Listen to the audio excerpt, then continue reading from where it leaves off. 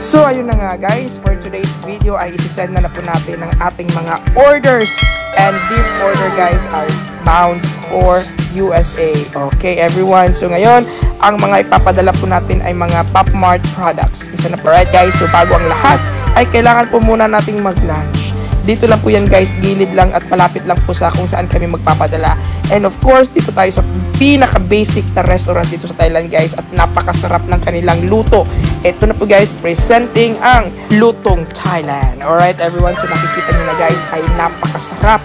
Punong-puno po ito ng gulay guys, at saka may halong karne of course. Napaka-obvious. Alright everyone, so ngayon ay ito naman po in-order ko guys ay isang seafood. Alright, so recommended po talaga guys, huwag kayong kumain sa mga sosyal dahil napakamahal dito guys sa basic na restaurant dahil napakamura at masarap. Alright, so let's get started. Magpapadala na tayo dito guys sa DHL. Alright everyone, so actually isang tao lang po ang padadalhan namin dito guys sa New Jersey, USA. Alright everyone, dahil malayong-malayo po yung DHL sa aming location guys, ay kailangan mag-travel po kami. Yes, nakapag-travel po kami guys ng almost an hour. At saka actually hindi na po ito Bangkok, nasa Nonthaburi rin na po ito guys, kasi walang malapit na DHL sa aming lugar. Kaya ito na ay magpadala na tayo. Itong mga order na to guys are limited edition ng Pop Mart. Alright, so ibig sabihin yan, isa lang kayo. Kung meron kayo nito guys, ay isa na kayo sa pinakaswerte dahil limited na po ang mga stocks dito sa Pop Mart. Kaya let's do it. So nandito na tayo ngayon sa DHL. Papadala natin to sa customer natin doon sa US. Right? Ito yung ginagamit namin ng DHL. Let's go! Marami kasing nagtatanong guys, bakit hindi na raw ako nagvo-vlog sa aking mga pinapadala. Alright everyone, so requested po ng ating mga fans, charot. Okay guys, ito na po ang proof na nagpapadala po talaga kami, kasi last week lang po guys ay nagkakapadala lang po namin. Actually guys, Monday to Friday ay hindi po kami nagpapadala dahil meron po kaming regular na trabaho.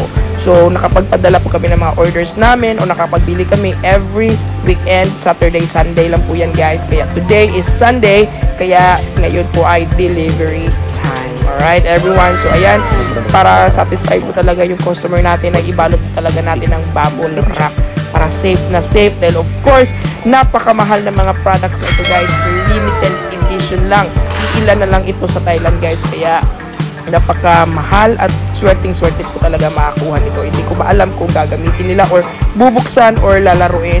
Feeling ko talaga guys ay mga parang collection items na lang ito, parang ano na lang talaga, i-display na lang dito sa bahay. Pinili po namin ang DHL guys kasi unang-una ang DHL guys ay napaka-secured, at saka meron po silang maipoprovide na insurance.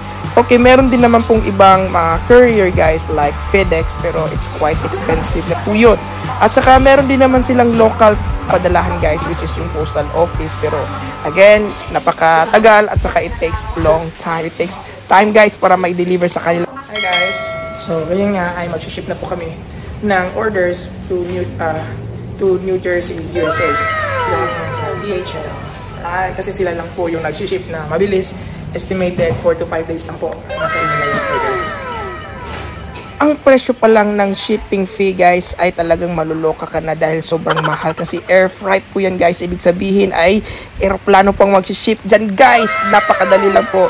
2 to 4 days lang po ang Alright, thank you so much for watching this video today, and it's me, Sen. It's nice to be back and nice to see you all again. See you again next time. Bye! Kaya kung kayo ay gusto mag-order ng mga Pop Mart guys, example ng mga Labubu version 1, version 2, or kahit ano pa yung mga Pop Mart products guys, ay pwede po namin kayong iserve at kami po ang magbibili or o-order para sa inyo guys. And of course, legit na legit guys, galing po talaga yan sa Pop Mart store. Alright?